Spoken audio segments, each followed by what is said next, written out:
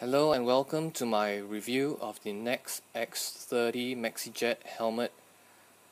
As of this video, this particular model of helmet, the original Nexx X30, is currently no longer in production by Nexx. It is right now replaced by the Nexx X30 Core, which is similar but replaces some of the fundamental features of this particular helmet. At first glance, I would say that a good thing about this particular helmet is that it actually looks good. It has a very aesthetic appeal in the way that the helmet was made. Of course, this is because Nexx as a company originally started making apparel that was catered to the European scooter crowd that favored fashion over function, and it shows in the way that the Nexx X30 was designed.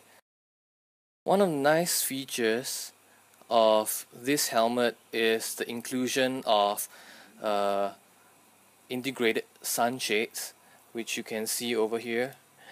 The sunshades are operated by this lever over here, and they are on the left side, which makes it easier to operate the shades while you are using your right hand for operating your vehicle. The shades are honestly a bit high and they do not reach low enough to cover your entire field of vision, so sometimes you might feel that the light does tend to pass through at the bridge of the nose unless you have rather high set eyes. Nexx also uses a ratchet system of securing your helmet, which I also like a lot, because this really saves a lot of time in putting on your helmet and securing it, and you do not have to fumble with the usual D-rings. Of course, some of you might argue that D-rings are more secure than the ratchet variety, but I beg to differ. I actually feel this is adequate for the regular kind of riding that most people do within a city, and there's usually not enough impact if you even fall for this ratchet system to fail at all.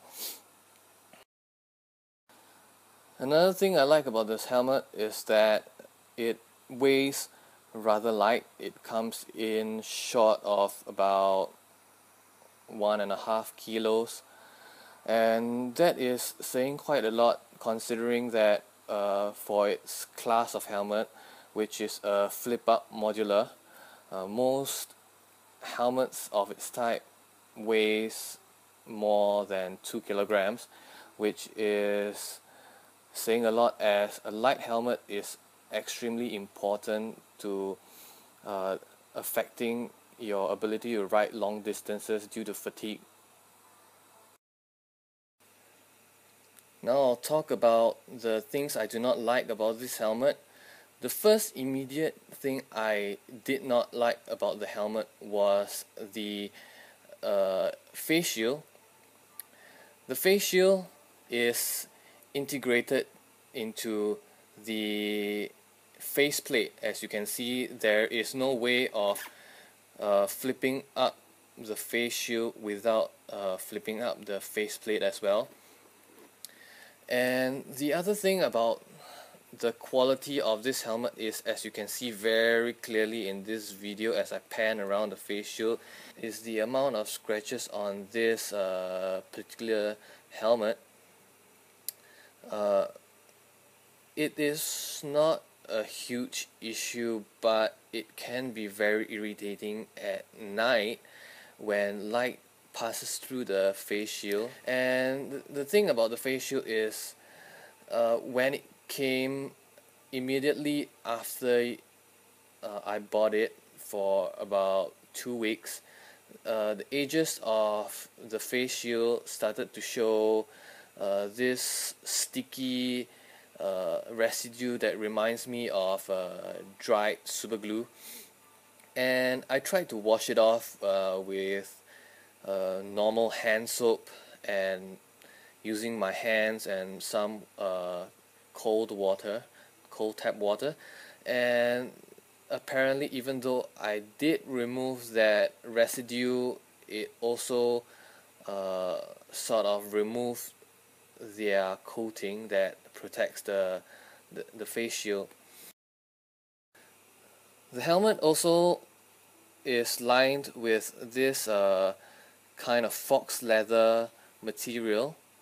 As you can see, it's a kind of fake leather, and it is not exactly very well integrated into the helmet.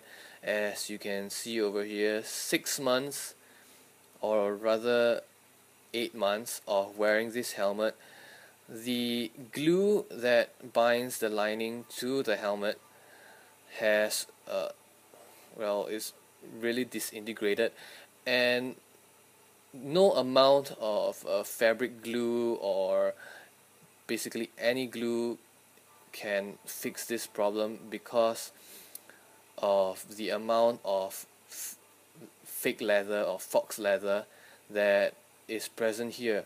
When you slap the glue to the shell, over another 1 or 2 weeks, that glue is still going to come off again, and there really is no way to repair this. This is really poor build quality on the part of Nexx for a helmet that costs anywhere between $300 to $400. That is really not acceptable at all, in my opinion. Another con to this helmet is that if you wish to change your visor, your faceplate, or the shield, you will have to buy an entirely new assembly, including the shield and the faceplate. And those do not come cheap. They cost anywhere between $50 to $70 for the pair. And if you do want to change it physically after you receive the shield, it is also not exactly a simple affair.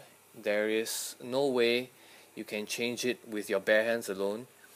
As you can see over here, this is the screw that holds the shield in place.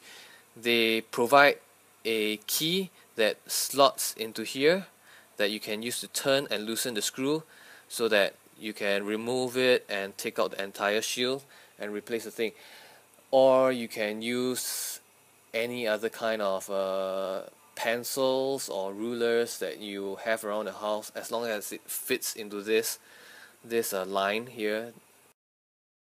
So as I said before, that Nexx has replaced this helmet with a new Nexx X30 core that fixes a few problems pertaining to the face shield and the visor, in the sense that now they no longer keep it as one piece. It is now two separate pieces, with the visor and the faceplate as separate pieces, so that the visor can be flipped up independently from the faceplate. You probably most likely would not see this particular model of helmet in retailers anymore, but you might still find some here and there. Some retailers might still hold old stock and they are clearing it. If you do like the looks, sure, go ahead, buy it. $300, $400 for the looks. That is probably where the money is spent on in developing this helmet.